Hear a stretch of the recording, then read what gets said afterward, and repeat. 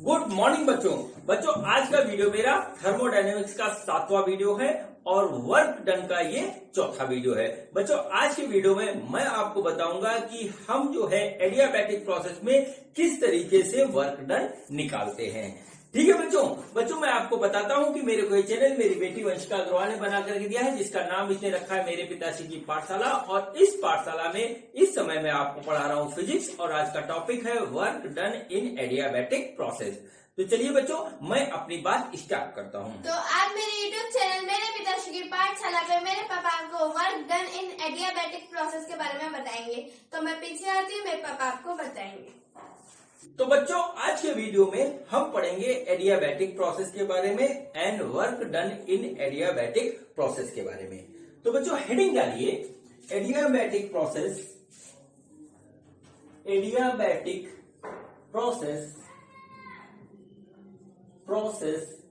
And work done in adiabatic process. ठीक, adiabatic process. बच्चों thermodynamics में हमारे दो प्रोसेस बहुत इंपॉर्टेंट हैं। एक है आइसोथर्मल प्रोसेस और दूसरा है एडियाबैटिक प्रोसेस। आइसोथर्मल प्रोसेस मैंने पिछले वीडियो में आपको बहुत अच्छी तरीके से समझाया था और आज मैं आपको एडियाबैटिक प्रोसेस समझाने जा रहा हूं। ठीक है बच्चों, तो बच्चों एडियाबैटिक का क्या मतलब होता है? एडियाबैटिक का मतलब सिंपल सा होता है इंसुलेटेड सिस्टम। ठीक है, इंसुलेटेड सिस्टम मतलब क्या होता है कि ऐसा सिस्टम, ऐसा प्रोसेस जिससे हमारा जो है पूरी तरीके से इंसुलेटेड होता है और वहां पर हीट ना तो अंदर आ सकती है और ना हीट बाहर जा सकती है। ठीक है, थर्मोडायनेमिक्स के पहले वीडियो में जिसमें मैंने सिस्टम एंड सराउंडिंग के बारे में बताया था, उसमें मैंने एडियाबैटिक और डायाथर्मिक दोनों आपको बहुत अच्छी तरीके से बताया था। तो क्या हुआ कि हमारे पास एक ऐसा सिस्टम होता है कि जिसके अंदर से हमारा हीट ना तो अंदर आ सकती है और ना हीट जो है अंदर से बाहर जा सकती है। तो क्या हुआ मतलब कि हमारा एक्सचेंज ऑफ हीट क्या होता है? एक्सचेंज ऑफ हीट होता है बच्चों, एक्सचेंज ऑफ हीट वो होता है बच्चों जीरो। यानी कि अगर हम देखें तो डेल्टा क्यू हमारा होगा जीरो। ठीक है, डेल्टा क्यू जीरो होगा मतलब एक ऐसा प्रोसेस जिसमें डेल्टा क्यू हमारा जीरो हो, उस प्रोसेस को हम कहते हैं एडियाबैटिक प्रोसेस। अब बच्चों फिर मैं यहां पे रुकता हूं और बात करता हूं फर्स्ट लॉ ऑफ थर्मोडायनेमिक्स की। ठीक है, कि हम ये क्यों पढ़ रहे हैं? ठीक है, हम ये इसलिए पढ़ रहे हैं क्योंकि हमको जो है अभी फर्स्ट लॉ ऑफ थर्मोडायनेमिक्स जो है वो पढ़ना है बड़े अच्छे तरीके से। वो अभी मैंने आपको पढ़ाया नहीं है, सिर्फ उसका जो है आपको स्टेटमेंट, ये फार्मूला बार बार लिख के दिखाया है। वो क्या होता है? Delta Q equal to delta U plus delta W. ये होता है बच्चों हमारा फर्स्ट लॉ ऑफ थर्मोडायनेमिक्स, जो कि हर प्रोसेस में जो है वैलिड है। अब बच्चों अगर हमारा थर्मोडायनेमिक्स में जो है प्रोसेस एडियाबैटिक है तो हम इसको किस तरीके से अप्लाई करेंगे वो जानने के लिए हम work done in adiabatic process देखेंगे। तो देखिए एडियाबैटिक प्रोसेस में क्या होता है, डेल्टा क्यू हमारा जीरो होता है। तो ये तो बच्चों हो गया जीरो, ये हमने लिख दिया। अब ये बच्चों ये हर कंडीशन में एनसीवी डेल्टा टी होता है, ये मैं इंटरनल एनर्जी वाले वीडियो में आपको बता चुका हूं। ठीक है, और बच्चों सवाल ये होता है कि ये W हमारा क्या होगा, work done in adiabatic process क्या होगा, उसी के लिए ये मैंने आपको बताया है। थर्मोडायनेमिक्स प्रोसेस में वर्क डन का जो एक्सप्रेशन आता है वो अलग अलग आता है। आइसोथर्मल का अलग है, एडियाबैटिक का अलग है, आइसोबैरिक का अलग है, आइसोकोरिक का अलग है। सब आपको बताने के लिए मैं अलग अलग वीडियो बना रहा हूं। ठीक है बच्चों, तो चलिए अब बात स्टार्ट करते हैं हम कि हमारा एडियाबैटिक प्रोसेस क्या होता है और इसमें जो है किस तरीके से हमारा एक्सप्रेशन हमको मिलता है। फिर जो है हम देखेंगे कि इसका स्लोप क्या होता है और फिर इसके बाद हम देखेंगे कि हमारा वर्क डन जो है इन एडियाबैटिक प्रोसेस वो क्या होता है। ठीक, तो देखिए बच्चों यहां पर जो है आपको बात समझ में आ गई होगी कि हमारा एडियाबैटिक प्रोसेस में एक्सचेंज ऑफ हीट जीरो होता है, यानी हमारा डेल्टा क्यू जो है वो जीरो होता है। अब बच्चों जो मैं बात अब कहने जा रहा हूं उसी से सबसे ज्यादा कंफ्यूजन होता है और हर एक स्टूडेंट को होता है। जब मैं 11th में था मैंने इसको पहली बार पढ़ा तो मेरे सर भी पढ़ा रहे थे तो मैं कहा ऐसा कैसे हो सकता है, लेकिन ऐसा ही होता है। क्या कहा था, क्या एडियाबैटिक प्रोसेस का अगली बात है वो सुनिए। पहली बात यह है कि हमारा जो है एडियाबैटिक प्रोसेस में एक्सचेंज ऑफ हीट जीरो, यानी डेल्टा क्यू हमारा जीरो होता है। और दूसरी बात, इसका मतलब क्या होता है कि हमारा चेंज इन टेम्परेचर या तो पॉजिटिव होता है या हमारा निगेटिव होता है। ये चीज बच्चों आती है बात, क्या है कि या तो हमारा टेम्परेचर राइज हो जाएगा या टेम्परेचर हमारा फॉल हो जाएगा। अब बच्चों दिमाग में जो सबसे पहली बात आती है और जहां पर सब लोग सोचने लगते हैं वो ये सोचते हैं कि अगर हमारा जो है हीट एक्सचेंज जीरो है, डेल्टा क्यू जीरो है, तो हमारा जो है टेम्परेचर बढ़ेगा क्यों और घटेगा क्यों। बस यहीं पे कंफ्यूजन होता है, मेरे को भी बहुत दिनों तक ये रहा था। ठीक है, तो देखिए बात यह है कि बच्चों यहां पर देखिए हम जो है किसके साथ डीलिंग कर रहे हैं, डीलिंग कर रहे हैं बच्चों हम गैस के साथ। हम सॉलिड के साथ नहीं कर रहे हैं कि हमने टेम्परेचर डेल्टा क्यू जो है हीट उसको दी, हीट उसको नहीं दी तो उसका टेम्परेचर बढ़ेगा घटेगा, नहीं। हम डील कर रहे हैं गैस के साथ। थर्मोडायनेमिक्स में हम गैस की स्टडी करते हैं, गैस के प्रोसेस की स्टडी करते हैं। और बच्चों हमारा जो गैस में क्या होता है, गैस में हमारे पास दो ही चीज होती है। मैं आपको पहले भी बता चुका हूं, अभी भी बता रहा हूं, आगे भी बताऊंगा। गैस में बच्चों हमारा होता है, एक तो होता है एक्सपेंशन और दूसरा होता है गैस में कंप्रेशन। ठीक है, दूसरा होता है हमारा कंप्रेशन। यही दो चीज होती है बच्चों। ठीक है, सॉलिड में ये बात सही सच होती है कि अगर हम हीट नहीं दे रहे हैं तो टेम्परेचर नहीं बढ़ेगा। गैस में ये बात सच नहीं होती। गैस में टेम्परेचर बढ़ने के एक और रीजन है कि उसका एक्सपेंशन और कंप्रेशन होता है, सॉलिड में नहीं होता। लिक्विड में कंप्रेशन पॉसिबल नहीं है, एक्सपेंशन भी लिक्विड का नहीं होता, तो वहां पे होता जाता है। गैस में एक्सपेंशन भी होता है, कंप्रेशन भी होता है। बच्चों जब हम एक्सपेंशन करते हैं तो हमारा टेम्परेचर जो होता है वो क्या होता है, डिक्रीज हो जाता है, टेम्परेचर डिक्रीज होता है। जब हम कंप्रेशन करते हैं तो बच्चों हमारा टेम्परेचर जो है वो इंक्रीज हो जाता है। ठीक है, अब बच्चों डेल्टा टी का पॉजिटिव और निगेटिव होने का रीजन एक्सपेंशन और कंप्रेशन है, ना कि ये है। बात आएगी समझ में। डेल्टा टी यदि पॉजिटिव होता है तो उसका रीजन हमारा कंप्रेशन है, निगेटिव होता है तो ये होता है क्योंकि एक्सपेंशन की वजह से टेम्परेचर डिक्रीज हो गया, डेल्टा टी निगेटिव हो गया। और कंप्रेशन की वजह से टेम्परेचर हमारा इंक्रीज हो गया, डेल्टा टी पॉजिटिव हो गया। ठीक है, और बच्चों जो है ये नहीं है क्योंकि हीट सप्लाई हमारी नहीं हो रही, इस वजह से टेम्परेचर इंक्रीज और डिक्रीज करता है, जबकि हमारा बाहर से सराउंडिंग से हीट का एक्सचेंज नहीं हो रहा है। ये रीजन है। इस बात को मैं आपको समझाता हूं फिगर बना करके, डायग्राम बना करके। देखिए क्या होता है, ये हमारे पास एक है सिलेंडर, इस तरीके से क्या है, ये हमारे पास एक सिलेंडर है और इसके अंदर बच्चों यहां पर लगा हुआ है पिस्टन। ठीक है, पिस्टन है और ये देखिए ये हमारे पास क्या है, एक परफेक्टली इंसुलेटेड जो है चैम्बर है। ठीक है, एक परफेक्टली इंसुलेटेड चैम्बर है, एडियाबैटिक चैम्बर है। ठीक है, पूरी तरीके से ये इंसुलेटेड है, इसमें से हीट ना तो अंदर आ सकता है और ना हीट यहां से बाहर जा सकता है। ये पूरी तरीके से टाइट है, हीट के प्रति ये टाइट है। ठीक है बच्चों, ये हमारे पिस्टन की पोजीशन है। अब देखिए क्या हुआ कि हमने क्या किया कि इसको दिया यहां पे, कंप्रेस कर दिया, कंप्रेस करके हम पिस्टन को यहां पे ले आए। देखिए इस तरीके से। ठीक, अब क्या हुआ देखिए कंप्रेशन। देखिए कंप्रेशन में हमने क्या लिखा है, कंप्रेशन में हमने लिखा है कि हमने इसको दबा दिया, हमने इसको कंप्रेस किया।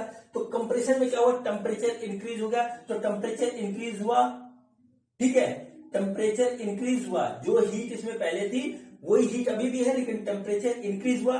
टेम्परेचर इंक्रीज होने से हीट कहेगी हम बाहर जाएंगे, टेम्परेचर इंक्रीज होने से हीट कहेगी हम बाहर जाएंगे, सिस्टम से बाहर निकलेंगे, सराउंडिंग में जाएंगे। लेकिन क्या होता है कि ये एडियाबैटिक जो हमारा जो वेसल है, एडियाबैटिक जो कंटेनर है, एडियाबैटिक जो सिलेंडर है, इससे हीट बाहर नहीं जा पाती है क्योंकि ये इंसुलेटेड है। इस वजह से बच्चों एक्सचेंज इन हीट तो जीरो हुआ, लेकिन कंप्रेशन की वजह से डेल्टा टी हमारा पॉजिटिव हुआ, इंक्रीज इन टेम्परेचर हो गया। ये बच्चों रीजन है और यही है एडियाबैटिक प्रोसेस। जो नहीं समझ में आता है, मुझे बहुत अच्छी तरीके से पता है, आप लोग ऑनलाइन हो, मैं आपसे बात नहीं कर सकता, ये मेरा दुर्भाग्य है, लेकिन रीजन यही है। ठीक है, ये है कि डेल्टा टी तो हमारा जो है जो पॉजिटिव होगा, लेकिन हीट का एक्सचेंज नहीं हुआ, कंप्रेशन किया, टेम्परेचर इंक्रीज हुआ। अब जो यहाँ पे टेम्परेचर इंक्रीज हुआ तो हीट कहती है हम बाहर जाएंगे, तो बाहर उसको वाल रोक लेता है, तो वो हीट बाहर नहीं निकल पाती है, डेल्टा क्यू हमारा जीरो हो गया। एक्सचेंज का हीट का एक्सचेंज हमारा जीरो हो गया, लेकिन डेल्टा टी पॉजिटिव हो गया। अब बच्चों चलते हैं उल्टा। सपोज करिए ये हमारी इनिशियल कंडीशन थी, पिस्टन यहाँ था, फिर हमने क्या एक्सपेंशन कर दिया, चाहे जैसे किया। ठीक है, एक्सपेंशन हमने इसको ऐसे कर दिया, तो एक्सपेंशन करने पे क्या हुआ कि इसका वॉल्यूम बढ़ गया। अब बच्चों एक्सपेंशन में हमारा टेम्परेचर डिक्रीज होता है, तो क्या हुआ, डेल्टा टी निगेटिव हो गया टेम्परेचर डिक्रीज होने से। लेकिन अब क्या कहता है, जब यहाँ पे टेम्परेचर डिक्रीज हो गया क्योंकि हमने एक्सपेंशन किया था, तो हीट कहती है कि हम अंदर जाएंगे, सिस्टम कहता है कि हीट बाहर से अंदर आओ। लेकिन ये कहता है कि मैं यहां खड़ा हूं, मैं हीट को अंदर आने ही नहीं दूंगा, क्योंकि मैं इंसुलेटेड हूं, मैं एडियाबैटिक प्रोसेस के लिए बनाया गया हूं। तो कहता है कि हम यहां से हीट को अंदर आने नहीं देंगे। तो क्या होता है कि फिर हमारा डेल्टा क्यू जीरो होता है, डेल्टा क्यू हमारा जीरो होता है और डेल्टा टी हमारा निगेटिव हो जाता है। ये है बच्चों एडियाबैटिक प्रोसेस। कभी भी कंफ्यूज मत होना। गैस को आप पढ़ रहे हो, सॉलिड या लिक्विड को आप नहीं पढ़ रहे हो। गैस में जब हम जो हीट देते हैं तो कोई ये फिक्स नहीं है कि उसका टेम्परेचर बढ़ जाएगा। गैस से जब हम हीट निकालते हैं तो इसका मतलब ये बिल्कुल नहीं होता कि जो है उसका टेम्परेचर फॉल हो जाएगा। हमको देखना होगा कि हम कौन सा प्रोसेस लगा रहे हैं, हम एक्सपेंशन कर रहे हैं कि कंप्रेशन कर रहे हैं, क्योंकि सॉलिड और लिक्विड में तो जो है एक्सपेंशन और कंप्रेशन नहीं होता है। यहां पर टेम्परेचर इंक्रीज और डिक्रीज होने का जो रीजन है वो एक्सपेंशन और कंप्रेशन भी है, अलोंग विद हीट सप्लाइड या रिमूव्ड। ठीक है बच्चों, तो ये पूरा बच्चों हो गया हमारा एडियाबैटिक प्रोसेस का एक्सप्लेनेशन, जो मैंने अपनी तरीके से बताया, अपनी पूरी कोशिश की। अब आपको समझ में आया या नहीं आया ये तो मैं नहीं जानता, लेकिन मैंने अपनी कोशिश पूरी करी। ठीक है बच्चों, तो अब देखते हैं कि इसका एडियाबैटिक प्रोसेस का हमारा फार्मूला क्या होता है और हम इसको किस तरीके से जो है डिराइव करेंगे। ठीक है बच्चों, हम इसको किस तरीके से डिराइव करेंगे। ठीक, तो बच्चों देखिए हमारा जो एडियाबैटिक प्रोसेस का जो फार्मूला होता है वो होता है पीवी की पावर गामा बराबर कांस्टेंट। ये होता है हमारा एडियाबैटिक प्रोसेस का फार्मूला। जहां पर बच्चों कुछ चीजें हैं यहां नोट कर लीजिए साइड में। गामा होता है बच्चों हमारा Cp डिवाइडेड बाई Cv। ठीक है, Cp डिवाइडेड बाई Cv, जहां पे Cp है हमारा specific heat of gas at constant pressure और Cv है हमारा specific heat of gas at constant volume. इस तरीके से ये हमारा है। अब बच्चों हम इसको प्रूफ करते हैं। तो यहाँ पे प्रूफ करने के लिए बच्चों हमको कुछ चीजों का जो है यहाँ पर यूज करना पड़ेगा, और उसमें से जो पहला यूज है वो यूज है बच्चों फर्स्ट लॉ ऑफ थर्मोडायनेमिक्स का एक्सप्रेशन। तो वो बच्चों हम यहां लिखेंगे dq equal to du plus dw, इसका हम यूज करेंगे। दूसरा बच्चों होता है du जो होता है चेंज इन इंटरनल एनर्जी, वो होगा हमारा ncv dt, इसका हम यूज करेंगे। और तीसरी चीज हम यूज करेंगे pv बराबर nRT, ये हमारा है आइडियल गैस इक्वेशन।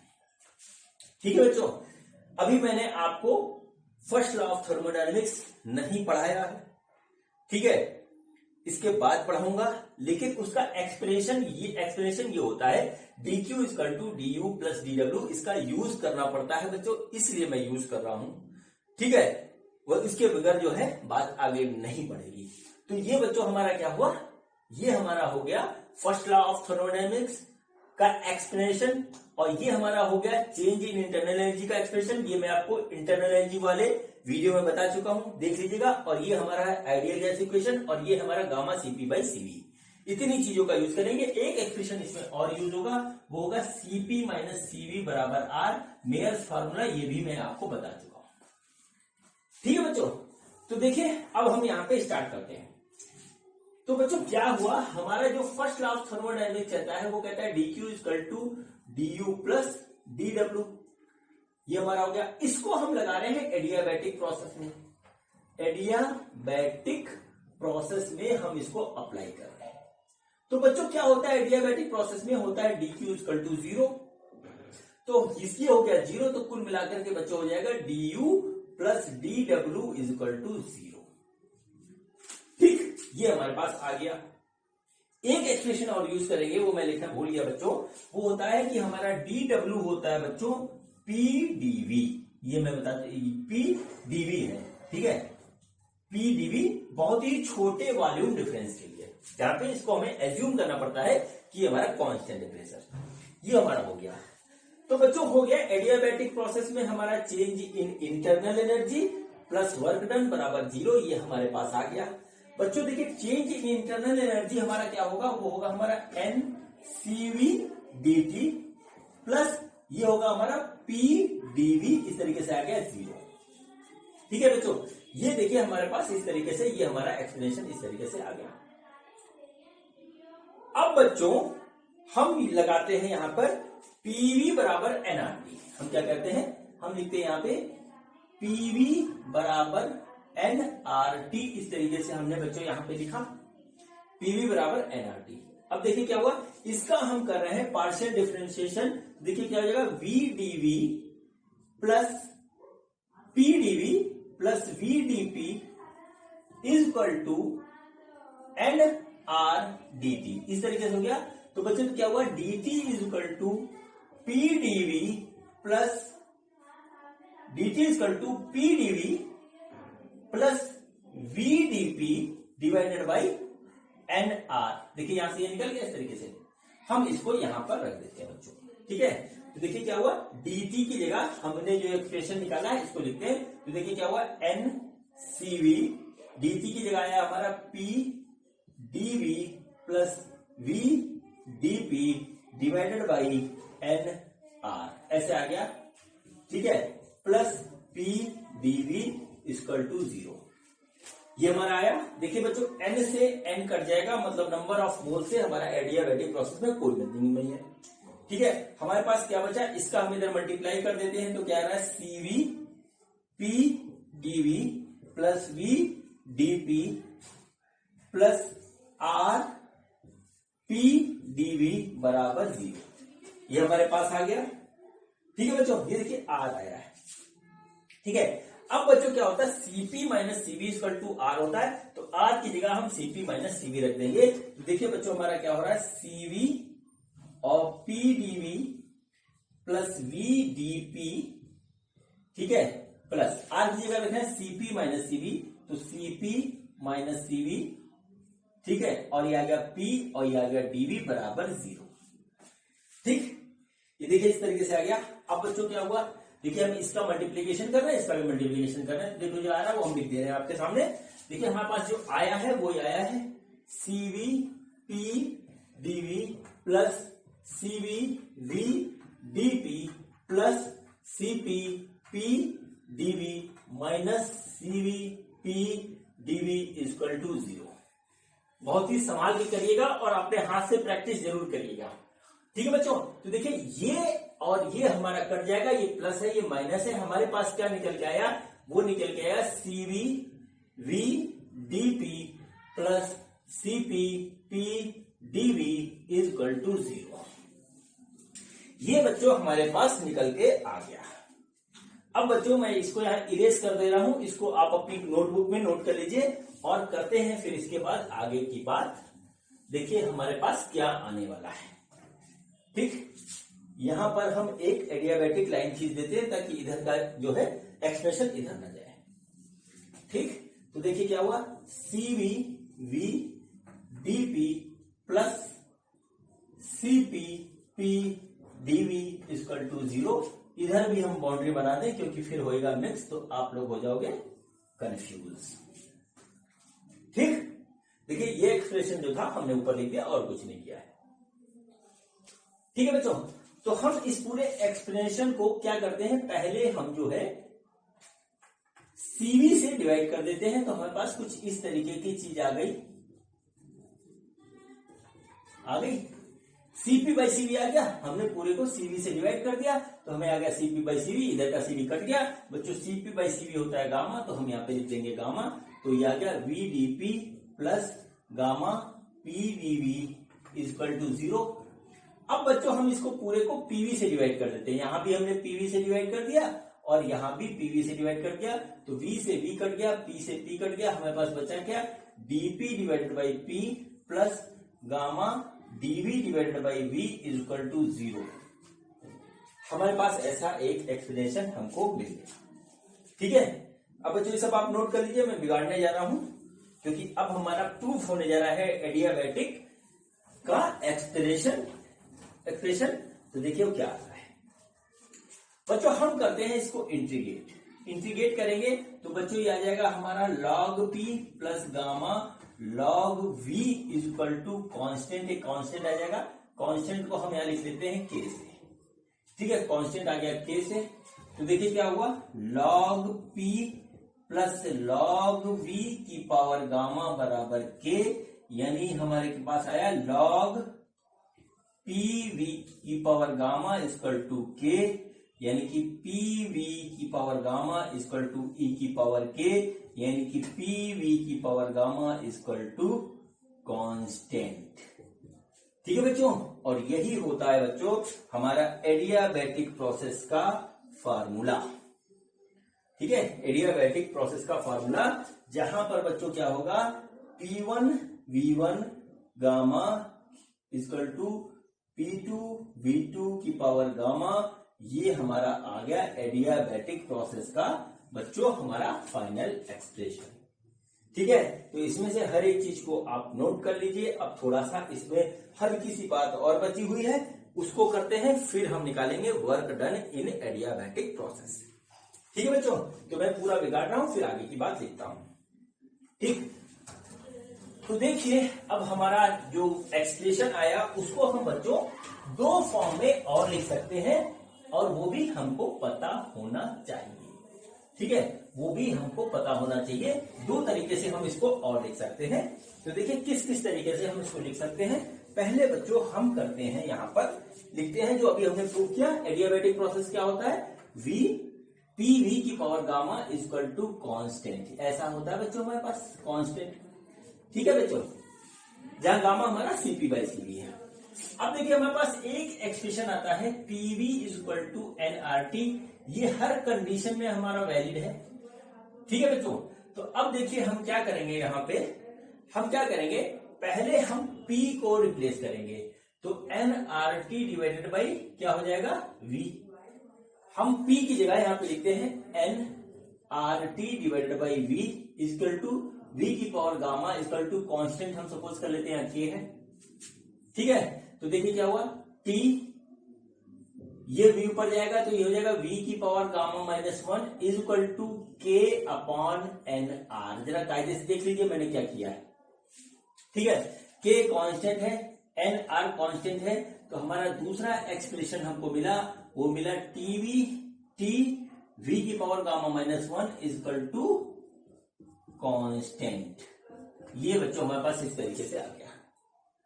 अब देखिए ये हमारे पास दूसरा एक्सप्रेशन आ गया, इसको आप नोट कर लीजिए। अब एक और तीसरा निकलेगा, उसमें हम क्या करते हैं, v की जगह हम यहां से निकालते हैं। तो देखिए क्या हुआ, pv is equal to nRT। ठीक है, pv is equal to nRT, यानी कि हम यहां पे लिख सकते हैं v की जगह हम लिख सकते हैं nRT की power nRT divided by p। ये हमारे पास एक्सप्रेशन है, pv की power gamma equal to constant k, p ऐसे लिखा, v की जगह हमने लिख दिया nRT डिवाइडेड बाई p, और इसकी वैल्यू आ गई गामा बराबर k। ठीक है, क्या आया, p डिवाइडेड बाई p की पावर गामा इंटू nr की पावर गामा, और बच्चों t की पावर गामा ऐसे आया बराबर k।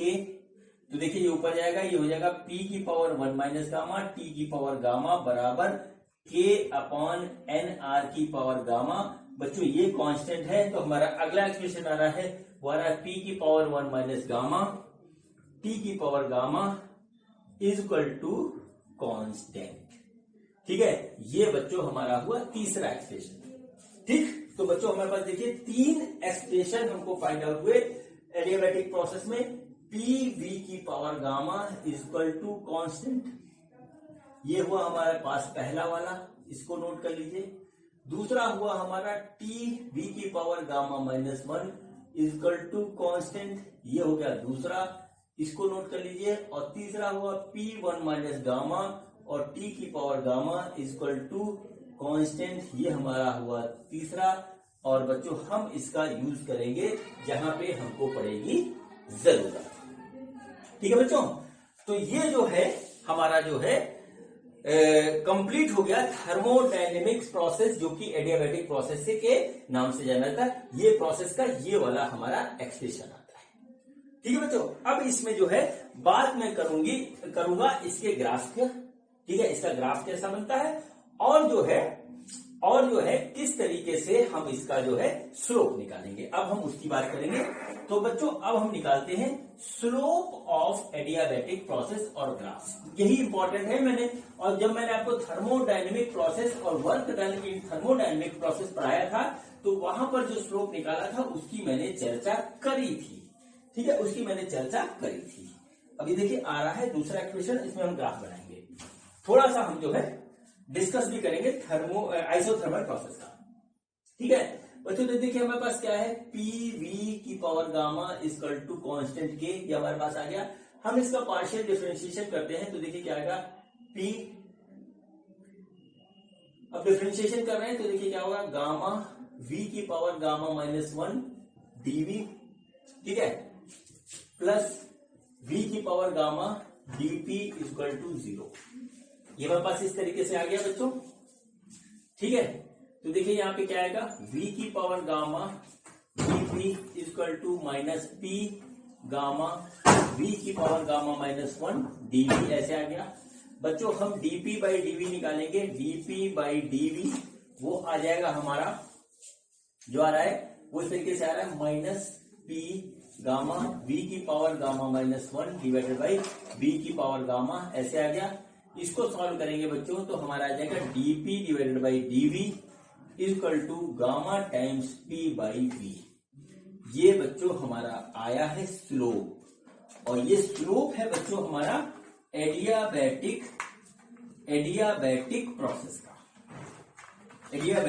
का स्लोप है। ठीक,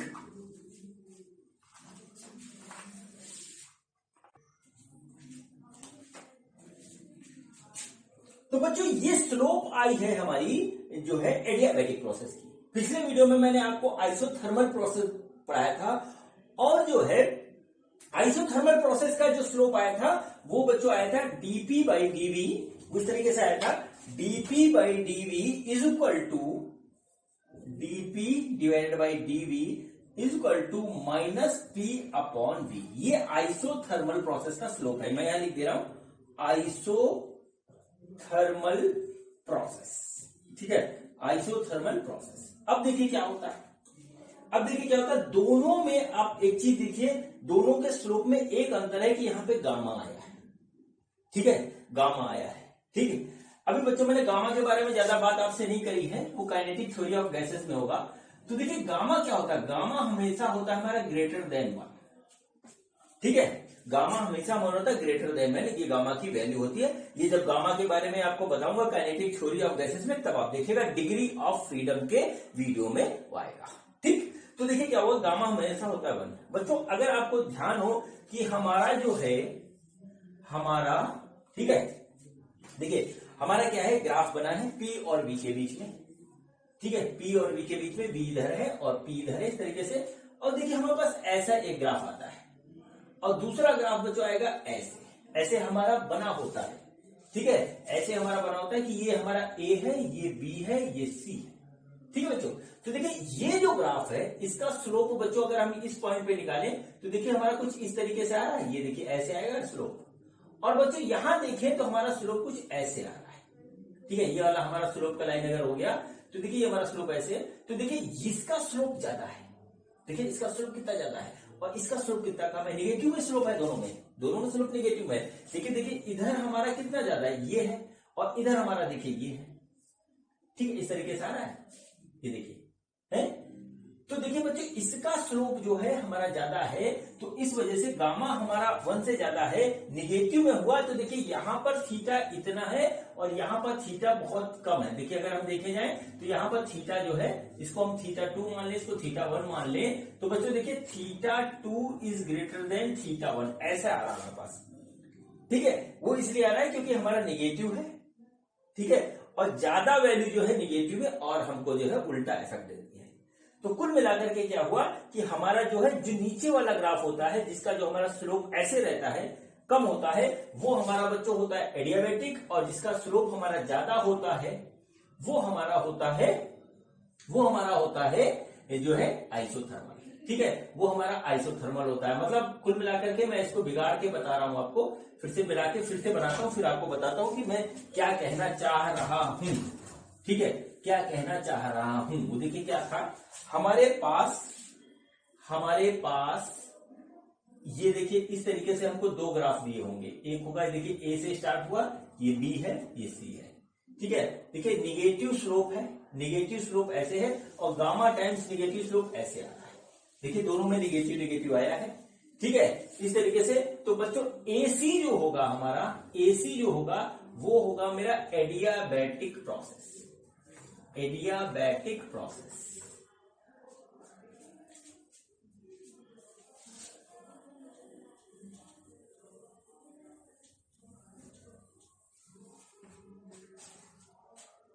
तो देखिए बच्चों ये हमारा जो है ग्राफ है, ये देखिए हमारा वॉल्यूम इधर जा रहा है, प्रेशर हमारा इधर है।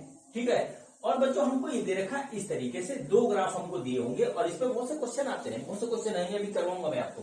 ठीक है, तो देखिए क्या हुआ, ये ए हुआ, ये बी हुआ, ये हमारा हो गया सी। ठीक है, तो हमसे पूछता है कि हमारा ए बी जो है वो कौन सा प्रोसेस है, ए बी का प्रोसेस बताइए और ए सी का प्रोसेस बताइए। ये ग्राफ दे दिया और कुछ नहीं दिया, क्वेश्चन में हमको कुछ नहीं दिया। तो बच्चों जो एडियाबैटिक होता है उसका ग्राफ जो है नीचे वाला होता है, और ये जो है ऊपर वाला होता है, ये हमारा आइसोथर्मल होता है। इसको लिख लीजिए, ये हमारा हो गया आइसोथर्मल, ये आइसोथर्मल प्रोसेस का ग्राफ हुआ। और ये बच्चों होता है हमारा ये हमारा होता है एडियाबैटिक, ये हमारा एडियाबैटिक प्रोसेस का ग्राफ हुआ। ठीक है, प्रोसेस का ये ग्राफ हुआ, मतलब ए बी बच्चों हमारे सिंपल सा हो गया, वो हो गया आइसोथर्मल। ए बी बच्चों हो गया हमारा आइसोथर्मल, और ये हो गया बच्चों हमारा एडियाबैटिक प्रोसेस। ठीक है, एडियाबैटिक प्रोसेस। और बच्चों ये जो स्लोप इसका डिफर आया है वो इस गामा की वजह से आया है। दोनों का स्लोप नेगेटिव है, ये आप देख लीजिए, दोनों का स्लोप नेगेटिव है बच्चों। इस तरीके से इसको हम पहचान सकते हैं। ठीक है बच्चों, अभी देखिए आप जो है क्या करोगे, एक तरीके से इसमें और क्वेश्चन आता है, उसको भी आप देख लीजिए। एक तो ये हुआ ग्राफ का, इसी से एक और क्वेश्चन आता है, वो कैरनॉट साइकिल में भी यूज होगा, अभी आपका सेकंड लॉ ऑफ थर्मोडायनेमिक्स में। वो देखिए क्या होता है कि हमको ऐसे बना के दे दिया। ठीक है, देखिए इसको मैच करिए। तो बच्चों सपोज करिए ये ए है, ये बी है, ये सी है। फिर हमसे पूछ लिया कि ए बी कौन सा प्रोसेस है और ए सी कौन सा प्रोसेस है। मान लीजिए यहां इसमें ऐसे पूछा, तो देखिए ए बी हमारा है आइसोथर्मल। ठीक है, आइसोथर्मल, और जो है बी सी इसमें हो जाएगा बच्चों, वो हमारा होगा एडियाबैटिक, एडियाबैटिक प्रोसेस।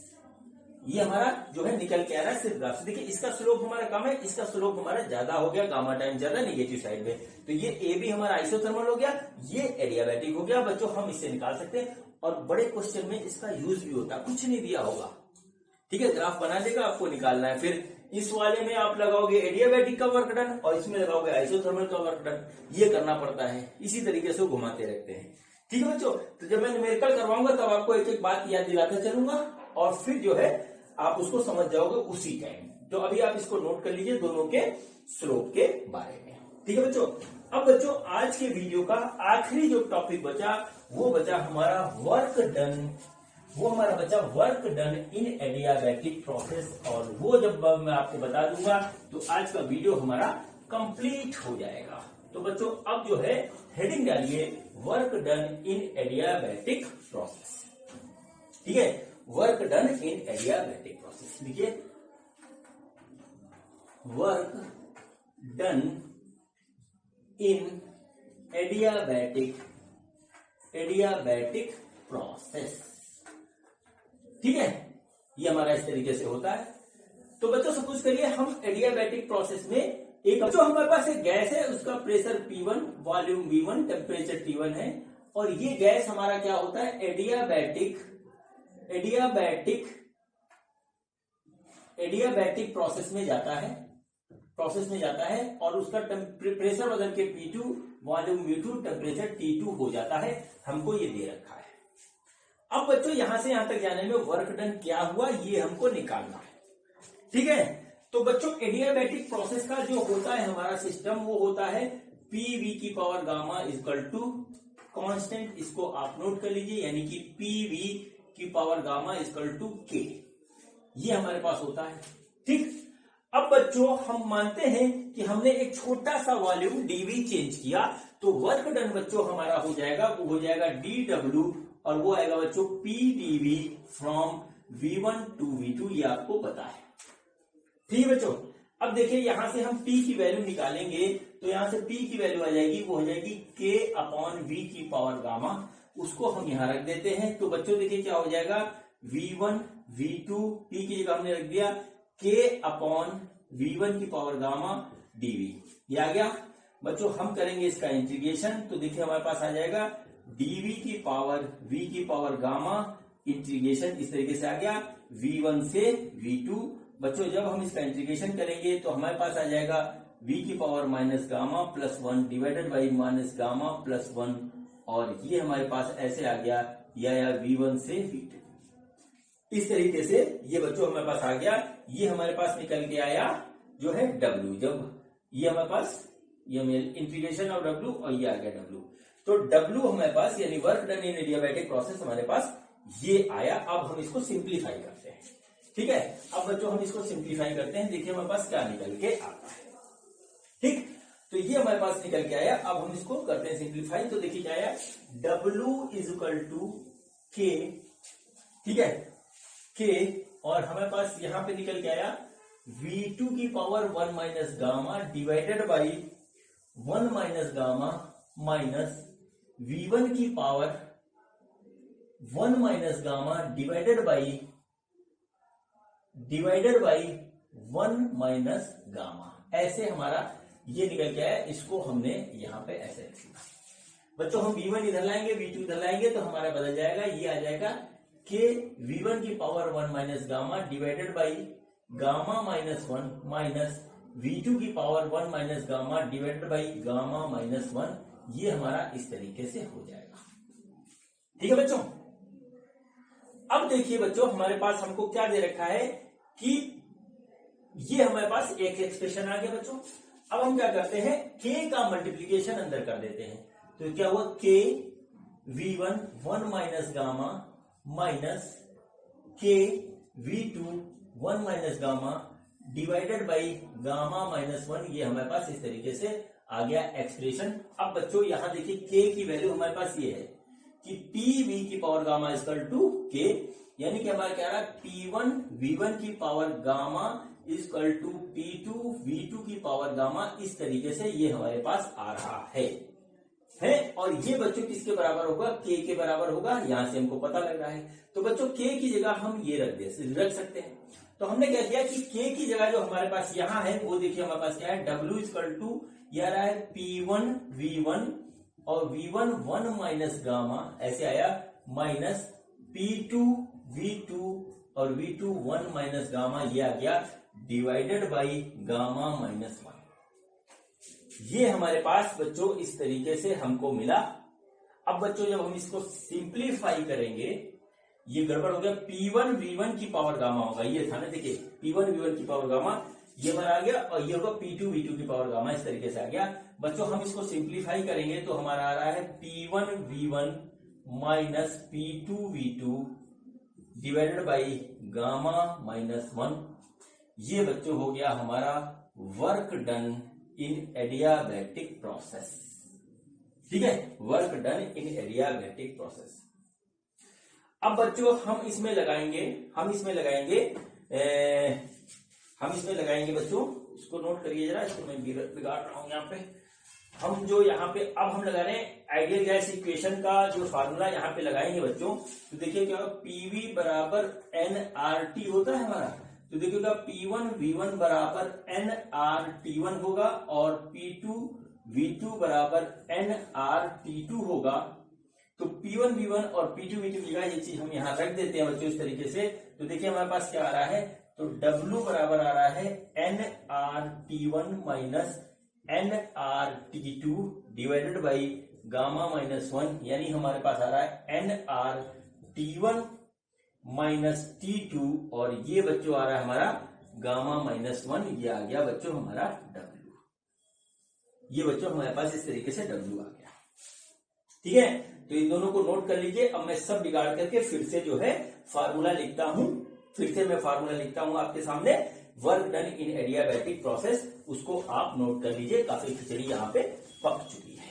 ठीक है, काफी खिचड़ी यहाँ पे पक चुकी है।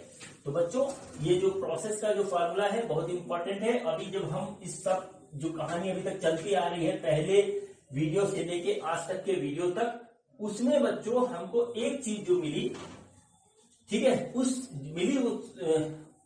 उसमें बच्चों जो हम लोगों ने सब पढ़ा है उसका यूज करेंगे हम फर्स्ट लॉ ऑफ थर्मोडायनेमिक्स के एप्लीकेशन में। तो बच्चों आज जो चीज हमको मिली वो देख लीजिए क्या क्या अब तक हमने निकाला। एडियाबैटिक प्रोसेस में जो एक्सप्रेशन होता है वो होता है पीवी की power gamma equal to constant number 1, ये मिला हमको। स्लोप बच्चों होता है डीपी बाई डीवी, वो होता है minus gamma P upon V. ठीक है, work done in adiabatic process होता है P1 V1 minus P2 V2 divided by gamma minus 1, या हम इसको एक तरीके से और लिख सकते हैं, वो ये होता है NR divided by gamma minus 1 T1 minus T2, ये हमारे पास होता है। इतनी चीज हमारी यहां पर निकल के आई। इसके बाद जो प्रोसेस में एक चीज होती है कि डेल्टा Q हमारा होता है 0, डेल्टा T या तो हमारा पॉजिटिव होगा अगर हमारा कंप्रेशन हो रहा है, और डेल्टा T हमारा निगेटिव होगा अगर हमारा जो है हो रहा है एक्सपेंशन। ये कंप्रेशन के केस में होता है बच्चों, और ये हमारा होता है एक्सपेंशन के केस में। ये हमारा एक्सपेंशन के केस में होता है। इस तरीके से ये हमारा होता है।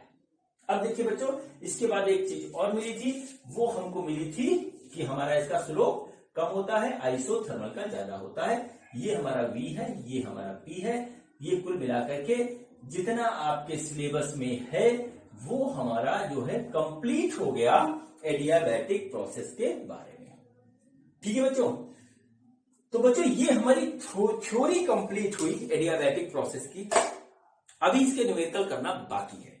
आज के वीडियो में मैं न्यूमेरिकल आपको नहीं करवाऊंगा। इन सबके न्यूमेरिकल बच्चों एक साथ अप्लाई करेंगे जब मैं आपको पढ़ाऊंगा फर्स्ट लॉ ऑफ थर्मोडायनेमिक्स, जिसका मैंने यूज यहां तक के वीडियो में किया तो है, लेकिन अभी आपको फर्स्ट लॉ ऑफ थर्मोडायनेमिक्स पढ़ाया नहीं है और उसके सवाल कैसे होते हैं वो नहीं करवाया है बच्चों। वही इसका जो है निचोड़ है, और उस फर्स्ट लॉ ऑफ थर्मोडायनेमिक्स को पढ़ाने के लिए अच्छी तरीके से मैं अभी तक मेहनत करते आ रहा हूं, ताकि आप किसी पॉइंट पे अटके ना। ठीक है बच्चों, तो आज का वीडियो हमारा जो एडियाबैटिक प्रोसेस और work done in adiabatic process का था वो हमारा कंप्लीट होता है। ठीक है, अब बच्चों अगले वीडियो में हम जो है आइसोबैरिक, आइसोकोरिक और अदर प्रोसेस के बारे में पढ़ेंगे, और बच्चों फिर हम उसके बाद पढ़ेंगे फर्स्ट लॉ ऑफ थर्मोडायनेमिक्स को। बच्चों आज का वीडियो देखने के लिए आपका बहुत बहुत धन्यवाद। Thank you.